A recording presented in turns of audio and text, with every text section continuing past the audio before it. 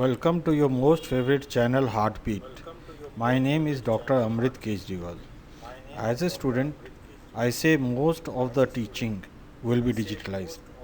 Hard copies of books will become obsolete. They will be replaced by soft copies.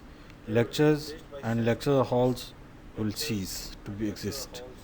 They will be substituted by videos and online classes. Practical classes will remain in medical sciences. We have to prepare ourselves for a revolution in learning and teaching methods in all disciplines. Today we learn something about metabolic acidosis. Channel's name is Heartbeat. My name is Dr. Amrit Kejriwal. Metabolic acidosis. Whenever there is a decrease in pH below 7.35, it's called acidosis. It can be respiratory acidosis or metabolic acidosis. So pH is 6.1 plus log bicarb by 0.0301 into PCO2 multiplied by PCO2. So in metabolic acidosis, the primary change is in the bicarb and there is a decrease in the bicarb.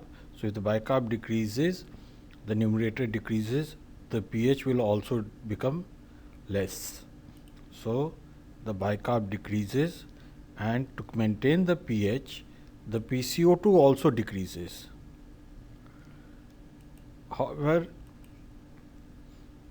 it may still be normal in coexisting acid-base disorders, or sometimes it may be very low in patients who have double acidosis, that is metabolic acidosis and respiratory acidosis. Coming to the compensatory mechanisms, there is an increase in acid load, and this causes extracellular and cellular buffering. Due to the buffering, there is a decrease in the bicarb and decrease in the pH. This stimulates central and peripheral chemoreceptors, and due to the stimulation of the central and peripheral chemoreceptors, there is alveolar hyperventilation. There is increase in the respiratory rate and the depth of respiration, and these decrease the PCO2, and this tends to return to normal. It may not return to normal. Coming to metabolic acidosis, check bicarb, it will be decreased.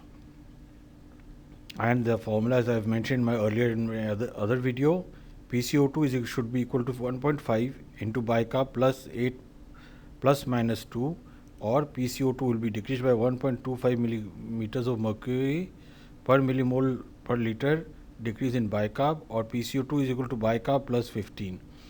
So if any of these are not there present, then another disorder exists.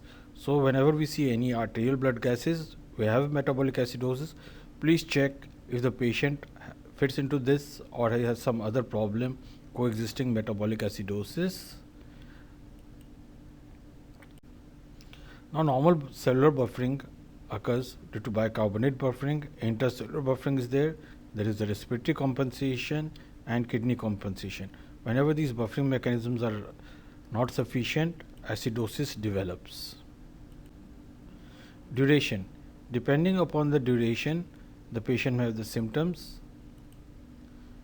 Acute may be present for a few minutes to several days, and during serious illnesses or hospitalization, patients may develop acute or chronic metabolic acidosis. Impact. Acute metabolic acidosis has high mortality. Chronic metabolic acidosis impacts cellular function and leads to high morbidity.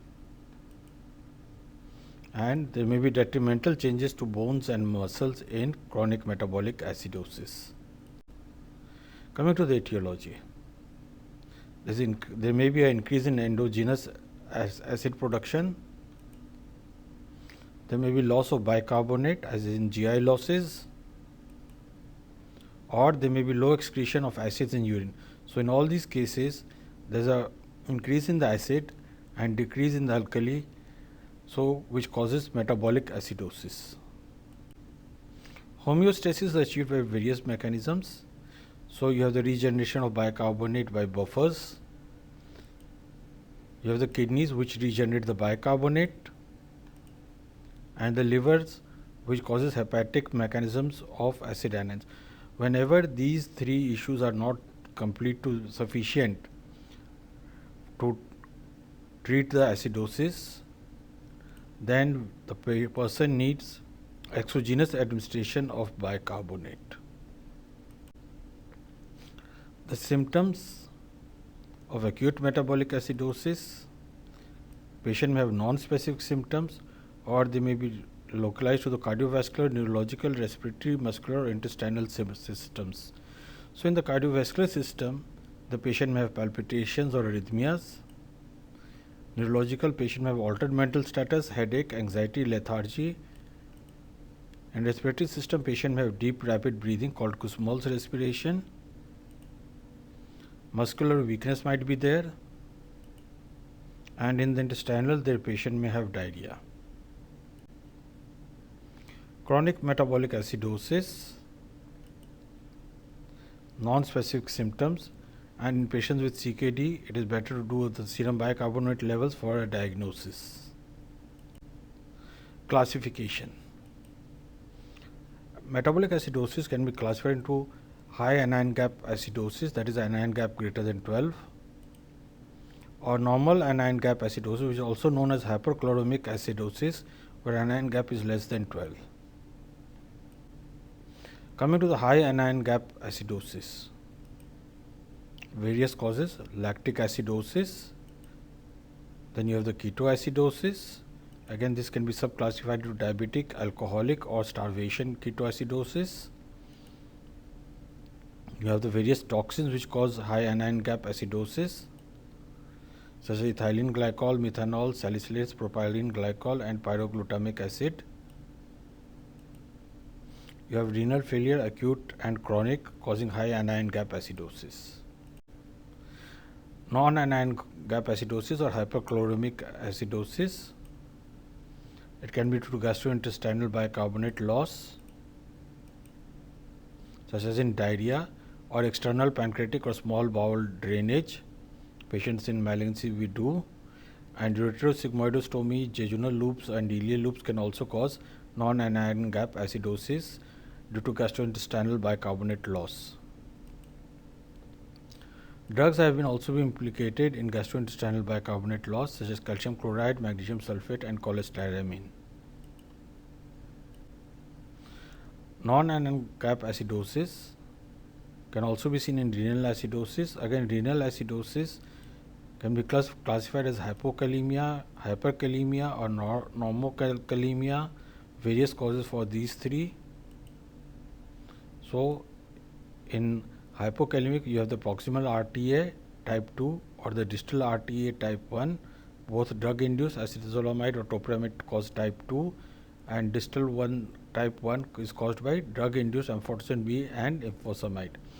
Hyperkalemia can be due to generalized distal nephron dysfunction, mineralocorticoid deficiency, mineralocorticoid resistance, voltage defect, tubulointestinal disease. And normokalemia can be seen chronic progressive kidney disease. So all these are the various causes of non-anion gap acidosis due to kidney problems, and these are classified depending upon the serum potassium. Again, you got the other causes for non-anion gap acidosis: drug-induced hyperkalemia with renal insufficiency. So you have the potassium-sparing diuretics, trimethoprim, pentamidine, ACE inhibitors, and angiotensin receptor blockers, non-steroidal anti-inflammatory drugs, calcineurin inhibitors, heparin in critically ill patients. There are other causes of non-anion gap acidosis, such as acid loads, loss of potential bicarbonate, expansion acidosis, hippurate, and cation exchange resins. Do the various investigations. Do the arterial blood gases, do the urine ketones, alcohol, aspirin, and ethylene glycol if indicated. Do the blood, sodium, potassium, chloride, bicarbonate, glucose, lactate, serum osmolality, BUN, serum creatinine. Osmolar gap is also calculated So you have to multiply sodium by 2, divide the glucose by 18 and BUN by 2.8. Measure the osmolality or calculate the osmolar gap, which is measured minus calculated, which should be less than 10. Less than 10 can be seen in uremia, lactate, keto acids and salicylates, and it can be increased in ethylene glycol or methanol. Urine anion gap is to be calculated also. So urine anion gap is going to measure the urinary sodium, measure the urinary potassium and subtract the urinary chloride. So it may be positive or it may be negative urinary anion gap. If it is positive, it means the urinary cause for the metabolic acidosis. If it is negative, then it implicates GI causes. Delta ratio. Delta ratio is delta of the anion gap by delta bicarb. Let us see what is this delta anion gap. Delta anion gap is equal to anion gap minus 12, and delta bicarb is 24 minus bicarb.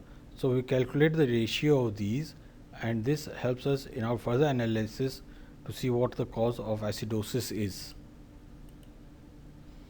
And the high anion gap, it should be greater than 12 after correction of for albumin. I have mentioned how to correct the anion gap for serum albumin in my previous videos.